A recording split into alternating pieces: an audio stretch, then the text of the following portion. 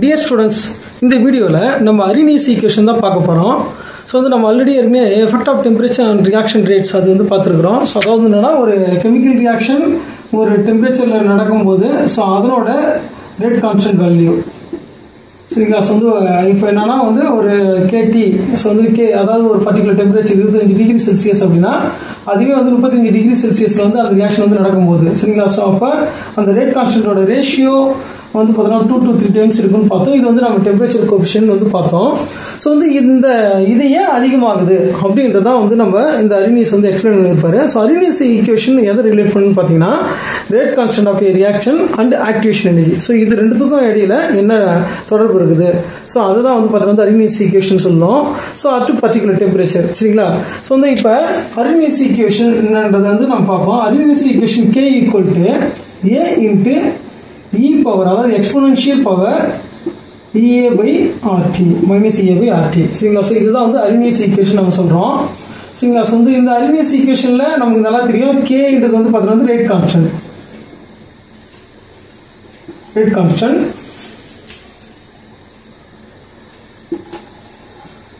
So Aன்றது வந்து frequency factor அப்படின்னு சொல்லுவோம்.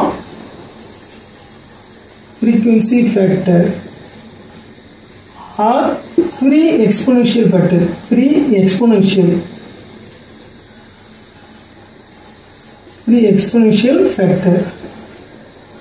frequency factor free exponential factor. So இது வந்து எதை ஜென்ரலாக வந்து இந்த ஏ இது வந்து எதை ரெஃபர் பண்ணுன்னு பார்த்தீங்கன்னா ஸோ வந்து நம்பர் ஆஃப் கொலிஷன்ஸ் ஸோ வந்து என்னன்னா மாலிகுல்ஸ் வந்து அதாவது கொலிஷன்ஸ் வந்து எவ்வளோ கொலிஷன் நடக்குதோ ஸோ அதுக்கேற்ற மாதிரி தான் வந்து பார்த்தீங்கன்னா வந்து ப்ராடக்ட் வந்து உருவாகும். ஸோ அதுதான் வந்து அது என்ன அப்படின்றத வந்து அது எவ்வளோ ஃப்ரீக்வன்சி அதாவது என்னன்னா ஒரு பர்டிகுலர் வால்யூமில் பர்டிகுலர் செகண்டில் வந்து பார்த்தீங்கன்னா அதாவது பர் செகண்டுக்கு ஒரு பர்டிகுலர் வால்யூமில் வந்து எவ்வளோ கொலிஷன் நடக்குது அப்படின்றது வந்து சொல்கிறதான் ஃப்ரீக்வன்சி ஃபேக்டர் சரிங்களா. ஸோ வந்து டோட்டல் நம்பர் ஆஃப் கொலிஷன் வந்து அதை எக்ஸ்பிளைன் பண்ணோம். ஸோ இந்த அடுத்தது வந்து பார்த்தீங்கன்னா இதில் EAன்றது வந்து ஆக்டிவேஷன் எனர்ஜி நமக்கு தெரியும் already. Activation energy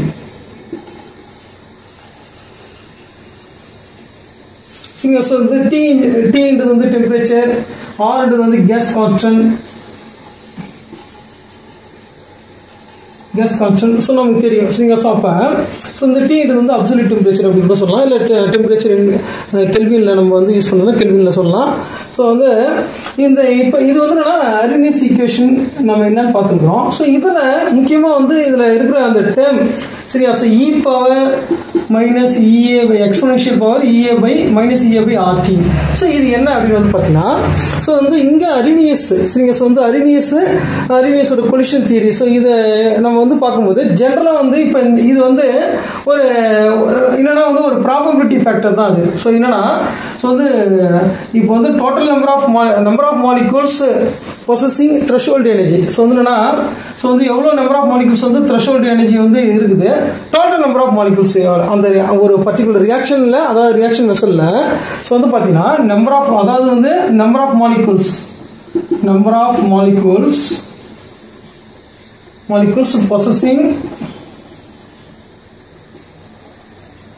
possessing threshold energy அதாவது வந்து ET அப்படின்னு சொல்லலாம். ET threshold energy. ஸோ இது வந்து பார்த்தீங்கன்னா டோட்டல் நம்பர் ஆஃப் மாலிகூல்ஸ் அதாவது ரியாக்டன்ட் மாலிகூல்ஸ் அப்படி கூட நம்ம சொல்லலாம். Reactant molecules.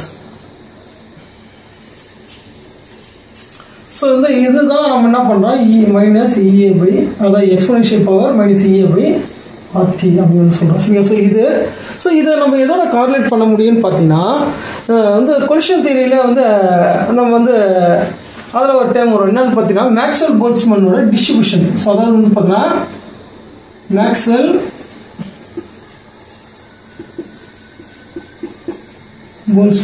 மேக்ஸ்வெல் போல்ட்ஸ்மேனோட டிஸ்ட்ரிபியூஷன் லா. ஸோ அது என்ன சொல்லணும்னு பார்த்தீங்கன்னா அதாவது number of effective collision. So வந்து நம்பர் ஆஃப் ரேஷியோ அதாவது என்னன்னா ratio to number of effective collision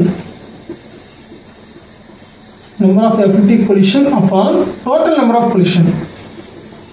Total total number of collision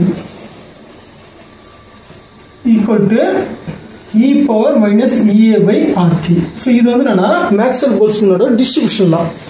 so இதில் அதாவது அந்த எஃபெக்டிவ் கொலிஷன்னா என்ன?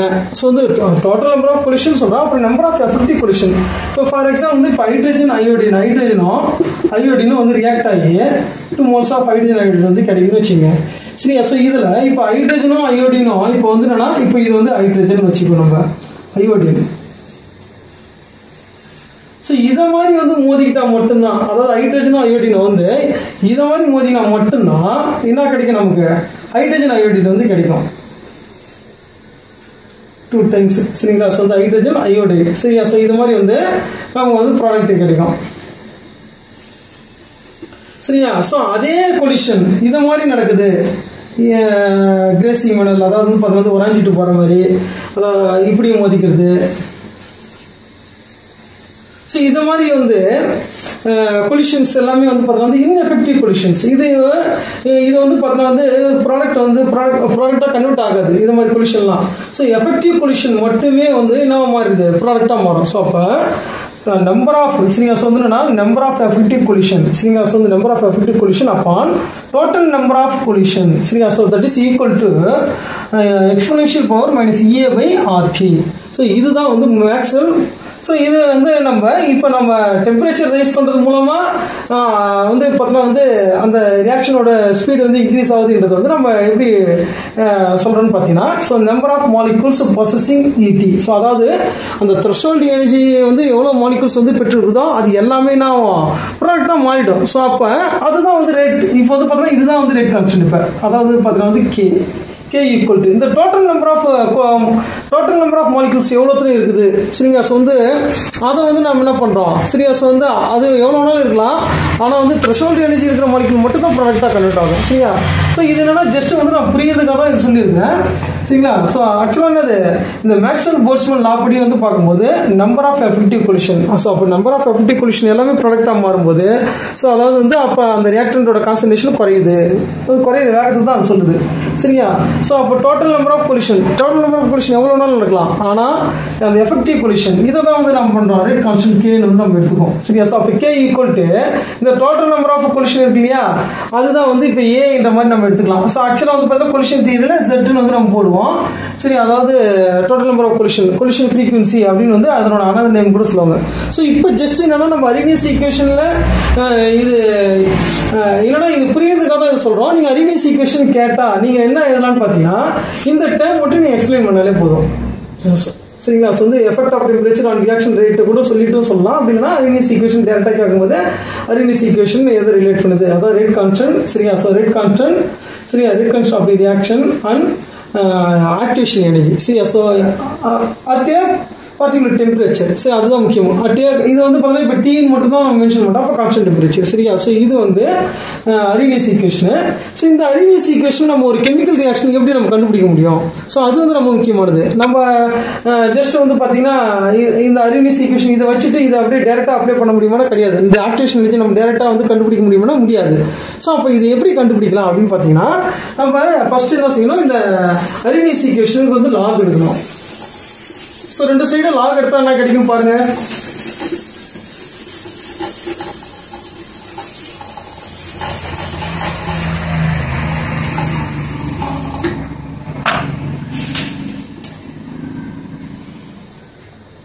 ஸோ நேச்சுரல் லாக் எடுத்து எடுக்கணும். ஸோ டேக் லாக் எடுத்தா போத் சைடு. சரிங்களா? ஸோ வந்து லாக் எடுக்கும்போது இது வந்து LNA. ஸோ இ பவர்ல எது இருந்தாலும் அது என்ன ஆயிடுன்னு பார்த்தீங்கன்னா நம்ம பிளஸ் போட்டு எழுதுவோம். இங்கே மைனஸ் சிம்பிள் இருக்கிறதா மைனஸ் EA by RT அப்படின்னு வரும். சரிங்களா? ஸோ இந்த இப்போ இதை நீங்கள் பார்க்கறதுக்கு எப்படி இருக்குது அப்படின்னு பார்த்தீங்கன்னா y equal to mx plus c அந்த ஃபார்ம்ல இருக்குது. சரியா? ஸோ இதே நான் இப்போ ஆல்டர் பண்ணி எழுதிட்டு அதுக்கப்புறம் எழுதுறேன். அதாவது LNK ரேட் கான்ஸ்டன்ட் இது equal to minus EA by R into 1 by T plus LNA. சரியா? ஸோ இதில் இது பார்க்கும்போது என்ன தெரியும் பார்த்தீங்கன்னா y equal to m என்றது வந்து பார்த்தீங்கன்னா minus EA by R, m x plus C. சரிங்களா? ஸோ வந்து அந்த எல்என்ஏ இது வந்து சி. ஸோ வந்து என்னன்னா ஒரு ஸ்ட்ரெயிட் லைன் ஈக்குவேஷன் வந்து நமக்கு கிடைக்குது. ஸோ அப்போ நம்ம ஒரு ஸ்ட்ரெயிட் லைன் வரையும் போது ஸோ அதாவது என்னன்னா இது எப்படி நம்ம ஸ்ட்ரெயிட் லைன் வரையலாம் அப்படின்னு பார்த்தீங்கன்னா ஒரே ஒரு டெம்பரேச்சர் வச்சு வரைய முடியாது. இப்போ இந்த எக்ஸ்பெரிமெண்ட்டை நம்ம டிஃப்ரெண்ட் டெம்பரேச்சர் வந்து கண்டக்ட் பண்ணோம். ஸோ வந்து ஒரு டெம்பரேச்சர்லையும் என்ன ரேட் கனெக்ட் வந்து கிடைக்குது. சரியா? ஸோ அதை வச்சு தான் நம்ம பண்ண முடியும். ஸோ அப்போ என்ன பண்ணுறோம், ஒரு கிராஃபை நம்ம பிளாட் பண்ணுறோம், ஸ்ட்ரெயிட் லைன் வந்து பிளாட் பண்ணோம். அதாவது எல்என்கேவுக்கும் சரி எல்என்கேன்றது வந்து ஒய் ஆக்ஸ். சரிங்களா? ஸோ வந்து ஒய்.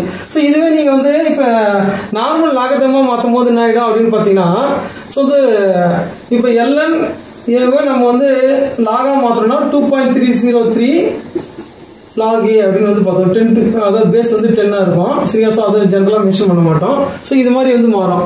ஸோ அப்போ இது ரெண்டு இடத்துலையும் வந்து இருக்கும்போது நம்ம பொதுவாக இப்போ எல்லாத்தையும் இதை வந்து டிவைட் பண்ணுவோம். அதாவது என்னன்னா இப்போ 2.303 லாக் கே. சரிங்களா? ஸோ அதுக்கப்புறம் இதில் இருக்காது. இதில் வந்து பார்த்தீங்கன்னா 2.303 லாக் ஏன்னு இருக்கும்.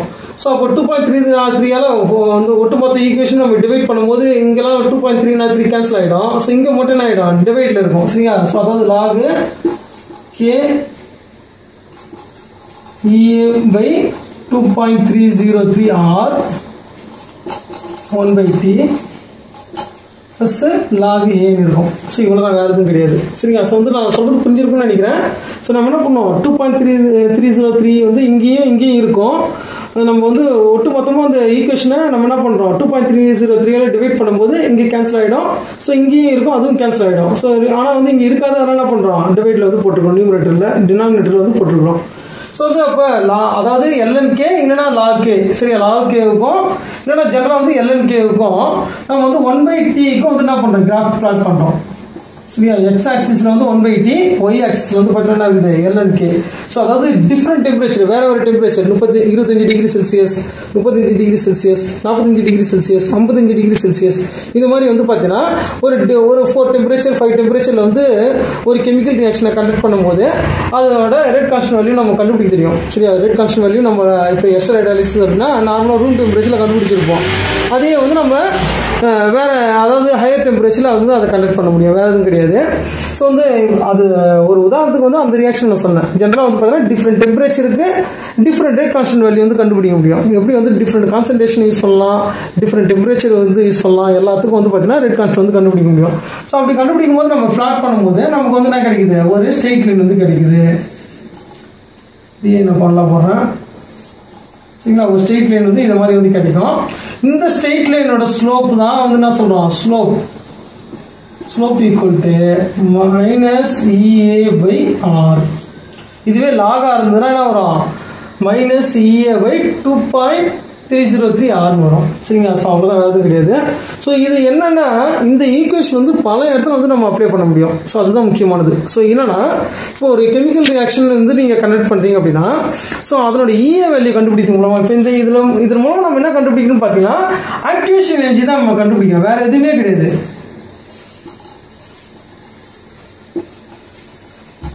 ஆக்டிவேஷன் எனர்ஜி வேற எதுவும் நம்ம கண்டுபிடிக்கிறது. ஆக்டிவேஷன் எனர்ஜி கண்டுபிடிக்கிறது மூலமா நம்ம வந்து ஒரு கெமிக்கல் ரியாக்ஷன் எந்த இதுல ஆப்டிமம் ஸ்பீடு, ஹை ஸ்பீட்ல வந்து போகும் அப்படின்றது வந்து நம்ம தெரிஞ்சுக்க முடியும், வேற எதுவும் இல்லை. ஸோ வந்து உதாரணத்துக்கு இப்போ நாங்கள் வந்து கரோஷன் ஸ்டடீஸ்லாம் பண்ணுவோம். அதாவது என்னன்னா ஜென்ரலாக வந்து பார்த்தீங்கன்னா இப்போ ஒரு பீக்கர் எடுத்துக்குவோம். ஸோ அந்த பீக்கரில் ஸோ வந்து 1 மோலார் HCl இருக்கும், 1 மோலார் HCl. சரிங்களா? ஸோ 1 மோலார் HCl சொல்யூஷன் வந்து எடுத்துக்குவோம். ஸோ அதில் வந்து ஒரு மெஷர்டு பிளேட், அதாவது வந்து அந்த பிளேட்டோட டைமென்ஷன், வெயிட் எல்லாமே வந்து பார்த்தீங்கன்னா ஆல்ரெடி மெஷர் பண்ணியிருப்போம். ஸோ அதை வந்து இந்த சொல்யூஷனுக்குள்ளார வந்து பார்த்தீங்கன்னா இன்வெஸ்ட் பண்ணுவோம். சரியா? ஸோ அது வந்து கிட்டத்தட்ட வந்து கீழே வரைக்கும் இருக்கும், ஃபுல்லாகவே இருக்கும். ஸோ அந்த பிளேட் வந்து பார்த்தீங்கன்னா வந்து இதில் வந்து ஹேங் பண்ணியிருப்போம். ஸோ வந்து மேலே ஒரு கவர் மாதிரி இருக்கும். ஸோ இப்போ என்னன்னா வந்து 1 மோலார் HCl, அந்த HCl வந்து பார்த்தீங்கன்னா இது வந்து பார்த்தீங்கன்னா வந்து மைல்டு ஸ்டீல் MS பிளேட், இது மைல்டு ஸ்டீல் பிளேட் இது. சரிங்களா? ஸோ வந்து இப்போ இந்த மைல்டு ஸ்டீல் பிளேட் வந்து ஒரு 1 ஹவருக்கு வந்து இப்போ ஒரு 1 ஹவர் 2 ஹவர் 3 ஹவர் இது மாதிரி வந்து அவரையும் வேரியேஷன் பண்ணுவோம். ஸோ ஜென்ரலாக வந்து அதை 5 ஹவர் அது மாதிரி வந்து வச்சிருவோம், கான்ஸ்டன்ட் அதை ஃபிக்ஸ் பண்ணிக்குவோம். வந்து அதை வந்து பெரும்பாலும் வேரியேஷன் பண்ண மாட்டோம். ஸோ அப்படி வேரியேஷன் பண்ணி நம்ம ஸ்டடி பண்ணலாம். சரியா. ஸோ அப்போ வந்து பார்த்தீங்கன்னா வந்து ஒரு பர்டிகுலர் ஹவரில் சரியா வந்து எவ்வளோ தூரம் வந்து பார்த்தீங்கன்னா வந்து அந்த மெட்டல் டிசொல்யூஷன் கரோஷன் ஆகுது. ஸோ அப்போ வெயிட் லாஸ் வந்து நடக்கும் சரியா. ஸோ அந்த வெயிட் லாஸ் தான் வந்து நம்ம என்ன எடுத்துக்கோன்னு பார்த்தீங்கன்னா ஸோ வந்து ரேட் கான்ஸ்டன்டாக எடுத்துக்கும் சரியா. ஸோ அந்த ரேட் கான்ஸ்டன்டாக ஒரு பர்டிகுலர் ஏரியாவுக்கு எவ்வளோ தூரம் வந்து பார்த்தீங்கன்னா வந்து குறைஞ்சிருக்குது, எவ்வளோ கிராம் வந்து பார்த்தீங்கன்னா வந்து லாஸ் ஆகிருக்குது அப்படின்றது வந்து அது வந்து என்ன ஆகிடுன்னு பார்த்தீங்கன்னா அது வந்து ரேட் காஸ்ட் வந்து வந்து நமக்கு கிடைச்சிரும். ஸோ வந்து இப்போ என்னன்னா இங்கே நம்ம என்னென்னலாம் இதில் என்ன தான் நம்ம ஸ்டடி பண்ண போகிறோம் அப்படின்னு பார்த்தீங்கன்னா இப்போ நான் என்ன பண்ண போகிறேன், இந்த கரோஷனை தடுக்கிறதுக்கு என்ன பண்ணுறேன், different concentration of இன்கிபிட்டர்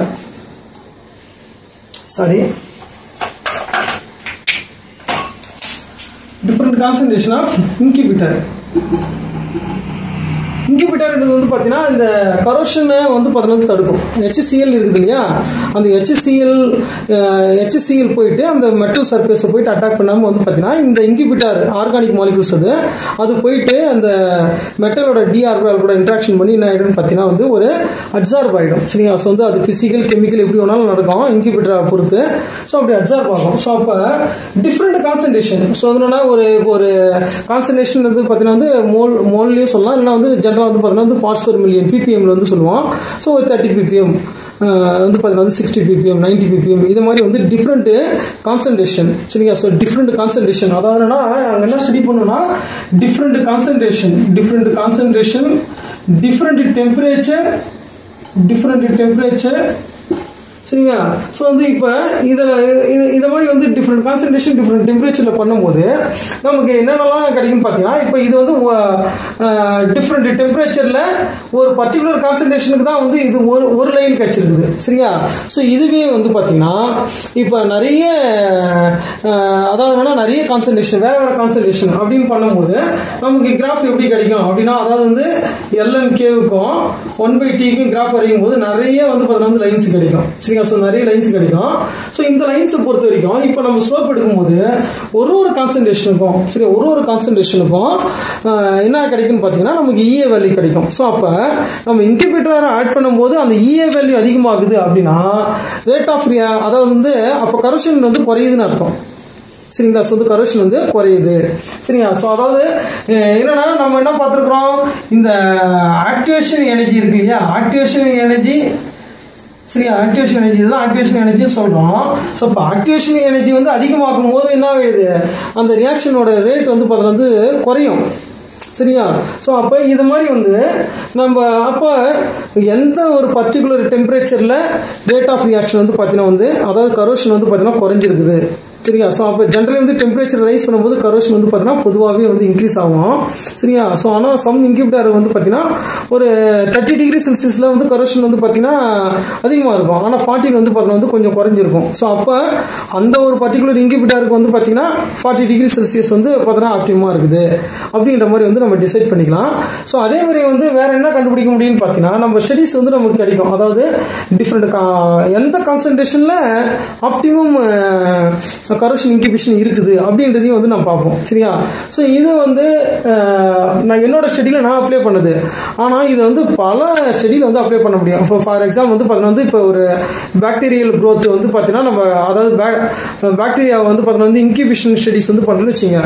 so bacterial க்ரோத்தையும் வந்து பார்த்தீங்கன்னா பார்க்கலாம். அதாவது வந்து பார்த்தீங்கன்னா ஒரு டிஃப்ரெண்ட் டெம்பரேச்சரில் டிஃப்ரெண்ட் கான்சன்ட்ரேஷனுக்கு இந்த பாக்டீரியா க்ரோத் வந்து பார்த்தீங்கன்னா வந்து எப்படி இருக்குது அப்படின்றது வந்து நம்ம பார்க்க முடியும். ஸோ அப்போ வந்து டிஃப்ரெண்ட் டெம்பரேச்சரில் வந்து நம்ம ஸ்டடி பண்ணுறோம், எவ்வளோ ஸ்பீடு வந்து க்ரோத் ஆகுது அப்படின்றத நம்ம கால்குலேஷன் பண்ணி ஒரு ஸ்பீடுக்கும் கால்குலேஷன் பண்ணுறது மூலமாக எந்த டெம்பரேச்சரில் அது வந்து வேகமாக வளருது சரிங்களா. ஸோ பாக்டீரியா இந்த ஃபங்கஸ் இதெல்லாம் வந்து பார்த்தீங்கன்னா ஸ்டடி பண்ணுவாங்க. ஸோ அதே மாதிரி வந்து பார்த்தீங்கன்னா அந்த வந்து இன்கிபிஷனும் ஸ்டடியும் பார்ப்பாங்க. அதாவது வந்து பாக்டீரியா வளர விட்டு ஸோ பாக்டீரியாவும் வச்சுட்டு அதே சமயத்தில் வந்து நம்ம அதை தடுக்கிற காம்பவுண்ட் சரியா. ஸோ வந்து பார்த்தீங்கன்னா அதாவது ட்ரக் சரி, அந்த ட்ரக்கையும் வந்து பார்த்தீங்கன்னா வந்து ஒரு வேற கான்சன்ட்ரேஷன் வச்சுட்டாங்கன்னா ஸோ அப்போ வந்து எந்த டெம்பரேச்சரில் வந்து பார்த்தீங்கன்னா அந்த இன்கிபிஷன் வந்து அதிகமாக இருக்குது, ஜோன் ஆஃப் இன்கிபிஷன் சொல்லுவாங்க சரியா. ஸோ வந்து என்னன்னா இது வந்து ரொம்ப டீட்டெயிலாக நமக்கு வேணாம். ஸோ வந்து நீங்கள் வந்து ஒரு பிஎஸ்சி ஸ்டூடெண்ட்னா ஜஸ்ட் வந்து அந்த ஈக்குவேஷன் இட்டு இதை நீங்கள் டெரிவ் பண்ணிட்டாலே போதும், இந்த கிராஃப் போட்டு இந்த வேல்யூ கண்டுபிடிக்கணும் அப்படின்னு சொன்னாலே போதும். ஜென்ரலாக வந்து பார்த்தீங்கன்னா இந்த அரிமியஸ் ஈக்குவேஷன் நிறைய இடத்துல வந்து நீங்கள் வந்து யூஸ் ஆகும். நீங்கள் வந்து இப்போ பிஎஸ்சி தான் படிக்கிறீங்கன்னா இப்பயே வந்து இந்த அரினியஸ் ஈக்குவேஷன்னா என்ன அப்படின்றது தெளிவாக வந்து தெரிஞ்சு வச்சுங்க. ஏன்னா இது நீங்கள் வந்து ஒரு ரிசர்ச் லெவலில் போகிறீங்க, ஹையர் ஸ்டடீஸ்லாம் பண்ணுறீங்கன்னா, ஸோ அப்போ வந்து பார்த்தீங்கன்னா இதை பற்றின ஒரு ஐடியா இருந்ததுன்னா உங்களுக்கு வந்து இன்னும் பெட்டராக வந்து உங்களுக்கு நீங்கள் வந்து ரிசர்ச் பண்ண முடியும், வேறு எதுவும் கிடையாது. ஸோ வந்து இது வந்து என்னன்னா இப்போ அரினியஸ் ஈக்குவேஷன் ஒரு பர்டிகுலர் டெம்பரேச்சருக்கு போட்டிருக்கோம். இப்போ ஒரு டிஃப்ரெண்ட் டெம்பரேச்சராக இருந்தால் இதை எப்படி கண்டுபிடிக்கலாம், நம்ம ஜென்ரலாகவே வந்து டிஃப்ரெண்ட் டெம்பரேச்சர் எப்படி கண்டுபிடிக்கலாம்ன்றது வந்து பார்க்கலாம். ஸோ என்னன்னா அது சிம்பிள் தான். என்னன்னா இப்போ ஒரு 2 டெம்பரேச்சர் இருக்குது. இது வந்து என்னன்னா நிறைய அந்த நீட்டு ஜெய் எல்லாத்துலேயுமே வந்து அதை கேட்பாங்க. என்னன்னா இப்போ வந்து அட் டெம்பரேச்சர் ஒரு 2 டெம்பரேச்சர்ல வந்து என்ன நடக்குது, அதாவது டெம்பரேச்சர் T1 சரி, டெம்பரேச்சர் T1. ஸோ வந்து ரேட் கான்ஸ்டன்ட் வந்து அப்போ கிடைக்கிற அந்த ரேட் கான்ஸ்டன்ட் வந்து பார்த்தீங்கன்னா வந்து இப்போ K1 வச்சுக்குவோம். அதுவே வந்து அப்போ இந்த ஈக்குவேஷன் என்ன வரும், ஸோ இதுதான் வேறு எதுவும் கிடையாது. இந்த ஈக்குவேஷன் மட்டும் நான் இப்போ ஆல்டர் பண்ண போகிறேன். அதாவது ln K1 equal to ln A. இது வந்து மாறாது. சரி, ln A அது வந்து frequency factor EA by activation energy வந்து பார்த்தீங்கன்னா வந்து மாறாது. ஏன்னா வந்து ஒரு வெறும் டெம்பரேச்சர் மட்டும் தான் நம்ம மாற்றி ஸ்டடி பண்ணுறோம். ஸோ T1 சரிங்களா. ஸோ அதே வந்து பார்த்தீங்கன்னா வந்து அட் டெம்பரேச்சர் T2. ஸோ அப்போ என்ன வரும், rate constant value rate constant K2 இருக்கும் சரிங்களா. ஸோ அப்போ இப்போ இது ஈக்குவேஷன் 1 வச்சுங்க நீங்கள் சரிங்களா. ஸோ வந்து இப்போ என்ன வரும், ln K2 equal to ln A minus EA by R T2 சரியா. ஸோ இப்போ இது வந்து ஈக்குவேஷன் 2. ஸோ இப்போ ஈக்குவேஷன் 2 மைனஸ் ஈக்குவேஷன் 1 என்ன வரும், ஈக்குவேஷன் 2 மைனஸ் ஈக்குவேஷன் 1. ஸோ என்ன வரும் நமக்கு, ln K2 minus ln K1 equal to இது கேன்சல் ஆகிடும், ln A மைனஸ் அதாவது ln A minus ln A. So அப்போ அது என்ன ஆகிடும், அது கேன்சல் ஆகிடும். ரிமைனிங் என்ன இருக்குதுன்னு பார்த்தீங்கன்னா, ஸோ இது வந்து minus EA by R T2 minus of minus EA by R T1 சரிங்களா. ஸோ இதில் இது வந்து நமக்கு நல்லா தெரியும் லாக், அதாவது வந்து லாக் A மைனஸ் லாக் Bனா லாக் A பை Bன்னு எழுதுவோம். ஸோ அதே மாதிரி வந்து என்ன பண்ணுவோம், இப்போ ln K2 by ln K1 equal to இதில் EA by minus EA by R வந்து நம்ம பொதுவாகவே வெளியே எடுத்துக்கலாம், மைனஸ் EA பை R பொதுவாக வெளியே எடுத்துக்கலாம். ஸோ அப்போ அது மாதிரி எடுத்துக்கிட்டா என்ன இருக்கும் அப்படின்னு பார்த்தீங்கன்னா 1/T2ன்னு இருக்கும். ஸோ எப்படி இருக்குன்னு பார்த்தீங்கன்னா இங்கே வந்து இந்த மைனஸ் EA பை நம்ம ஃபுல்லாகவே வெளியே எடுக்கிறோம்.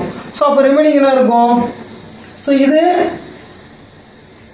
So 1/T2. ஸோ இல்லைன்னா நம்ம வெறும் EA பை R அப்படின்னு கூட எடுத்துக்கலாம். ஸோ இதை வந்து என்னன்னா வெறும் EA பை R அப்படின்னு எடுத்துக்குவோம். ஸோ அப்போ என்ன வரும்னு பார்த்தீங்கன்னா EA பை R. ஸோ இந்த எப்போ இது மைனஸ் இப்போ ரிமைனிங் என்ன இருக்கும், மைனஸ் 1/T2ன்னு இருக்கும். இங்கே வந்து பார்த்தீங்கன்னா வந்து நம்ம ப்ளஸ் வேல்யூ தான் எடுத்துக்கிறோம். அப்போ மைனஸ் இன்ட்டு மைனஸ் இது ப்ளஸ்ஸாக இருக்கும். ஸோ இப்போ இதில் இருந்து EA பை R மட்டும் நம்ம எடுத்துருக்கோம். ஸோ அப்போ என்ன இருக்கும், 1/T1 வந்து அப்படி இருக்கும். ஸோ அது ப்ளஸ் இருக்குது. ஸோ அப்போ 1/T1 மைனஸ் 1/T2 அப்படின்னு இருக்கும். ஸோ இதை நீங்கள் வந்து சிம்பிளிஃபிகேஷன் பண்ணும்போது EA by R, so T2 minus T1 upon T1 into T2.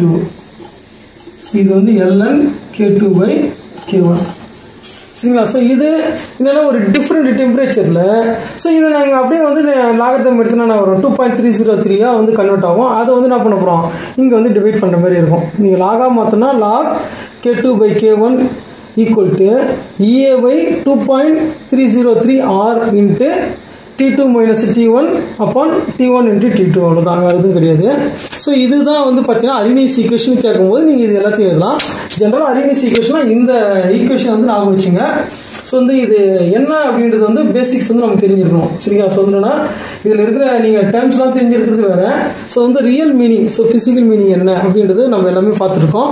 So வந்து இது ஓரளவு உங்களுக்கு வந்து பார்த்தீங்கன்னா வந்து யூஸ்ஃபுல்லாக இருக்கும்னு நினைக்கிறேன் இந்த வீடியோ. ஏன்னா இது வந்து கெமிக்கல் கைனடிக்ஸில் ரொம்ப முக்கியமானது. ஸோ அடுத்தது வந்து பார்த்தீங்கன்னா நம்ம கொலிஷன் தியரி, ஸோ அதுக்கப்புறம் வந்து பார்த்தீங்கன்னா ஐரிங் தியரி, இது எல்லாமே வந்து பார்க்கலாம் சரிங்களா. ஸோ வந்து இந்த வீடியோ பிடிச்சதுன்னா லைக் பண்ணுங்கள், சப்ஸ்கிரைப் பண்ணுங்கள். தேங்க்யூ ஃபார் வாட்சிங்.